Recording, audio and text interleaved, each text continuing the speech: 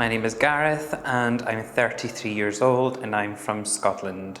I started losing my hair when I was about 18 or 19, and then last year I decided to do something about it. So let's go back last year to see what I did. This is me with hair.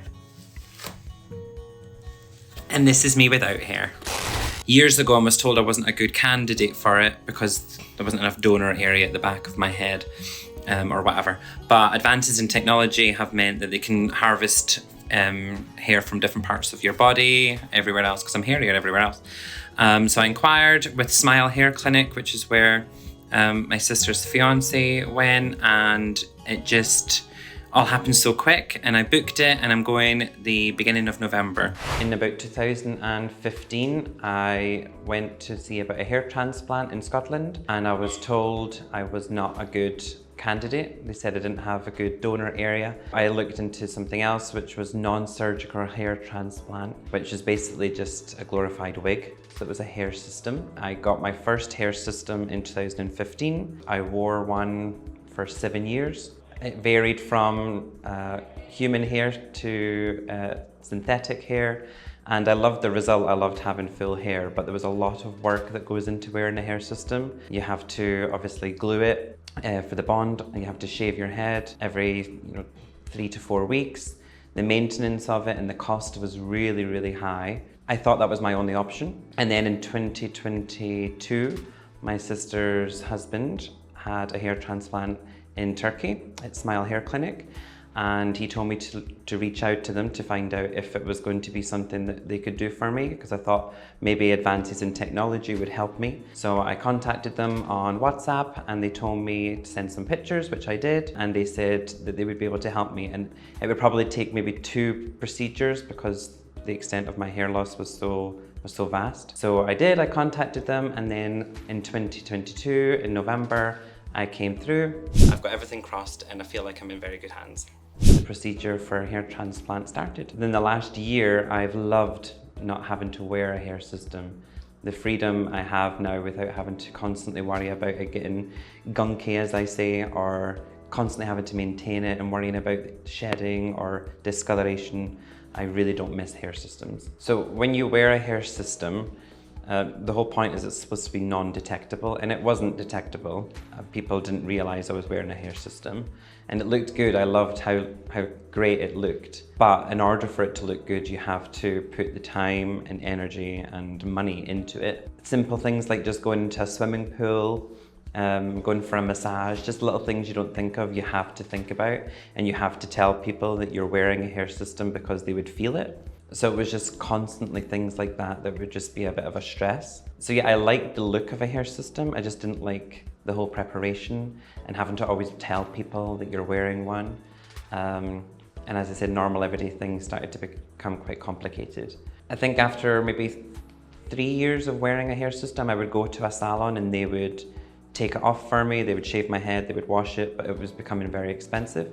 So after 3 years, I decided to start doing it myself, which meant every week to 10 days, I would have to take my hair off, I'd have to steep it in a basin, I'd have to wash it, I'd have to shave my head, I'd have to buy adhesive glue, constantly putting on and off.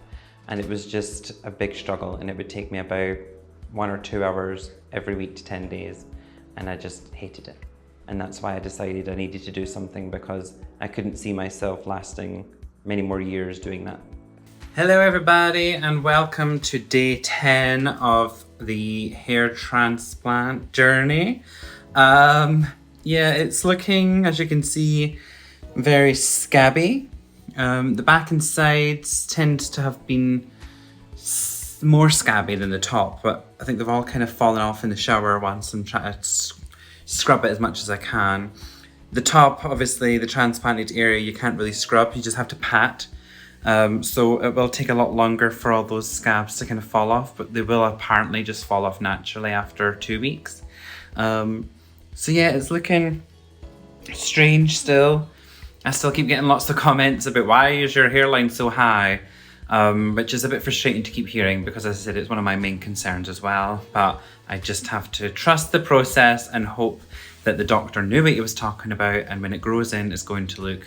So yeah, the first 2 weeks after my first transplant. It was a bit overwhelming, but Smile Hair Clinic give you like a step-by-step guide on all the medications you have to take. So once you've done it a couple of times, it's easier. The hardest thing for me was the sleep, because you get a neck pillow to sleep and you have to sleep upright.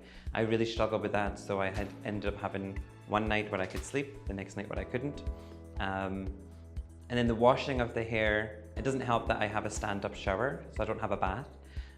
So it meant I would have to go on my knees and I'd have to use the shampoo and solutions on the floor. But again, it was just for 2 weeks, so it was a small price to pay. I found it quite, I wouldn't say it was easy, but it wasn't difficult. It was just more frustrating. But yeah, watching that video, the biggest thing was because I was posting a lot of my videos on TikTok, everyone kept commenting on how high my hairline was. And I was worried about that as well. And I just had to trust that the doctors at Smile Hair Clinic designed my hairline properly. But everyone was like, "Oh, your hairline's too big." And I had a few comments about how disgusting my head looked. So you just had to kind of ignore those comments.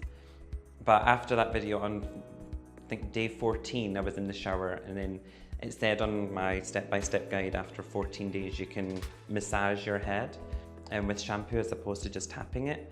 And when I did that, all the scabs and the crusts fell off in the shower. And that was the best time, because for the first time after the shower, my hair looked less red, less scabby. And that's when I could actually feel the hair as opposed to just kind of dry scabs. So that was reassuring. It was just getting to that 14 days was a bit of a struggle, because although you watch lots of videos of other people doing it, you still have all these questions that pop up and you think, am I doing something wrong? Should I be seeing this? Is this normal? But now that I've went through it, I'm getting those questions now to me for people who are thinking about a transplant or going through it as well. And I'm telling them, no, this is normal. This should be happening. And yeah, so I'm glad I went through it, because now going for the second one, at least I know what to expect.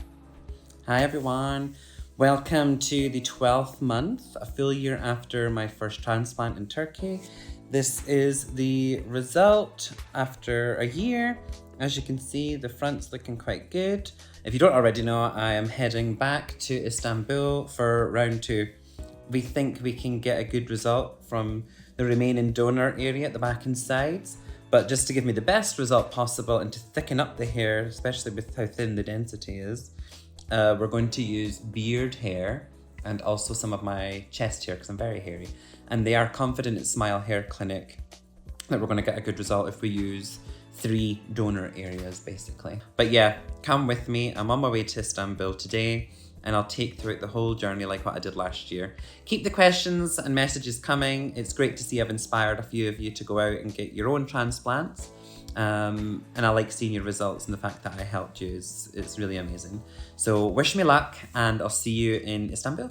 My family and friends really wanted me to get a transplant years ago, because they knew how much wearing a hair system was annoying me. Mainly because sometimes I would use it as a reason not to go out or do something, because sometimes I just wanted a break from wearing my system, so I would take it off.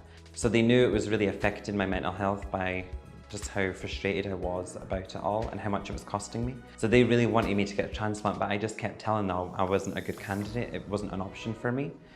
And again, it wasn't until a family member got a transplant here in Turkey that it made me reach out and get a second opinion again. And they really pushed me for it, especially my mother. My mother knew how important it was to actually have my own hair. So now when I see pictures of myself and people are like, is that your real hair, or is that a hair system? And I'm like, no, it's actually my real hair. And that feels good, the fact that I'm at that stage where nobody knows the difference. I think watching back all my TikToks and the whole hair transplant journey from last year, I'm quite proud of myself, how confident, well, not confident, how positive I was. Because there was a lot of moments looking back where it didn't look the best. It looked scabby, and it was concerning. But I always tried to stay positive, and I think it's because I had someone in my family who went through the procedure a few months before me, and I saw how good his results were. So that was giving me the reassurance that I just had to be patient, and it's paid off. Obviously I'm back now for a second one, and I knew that would happen. But looking at me at the front, and every time I get a photo, I'm really happy at how it looks. And looking back at the whole journey that I went through, it's been worth it. So yeah, changing from hair systems to having a hair transplant to have my own hair was definitely a true decision. Follow the true transformation.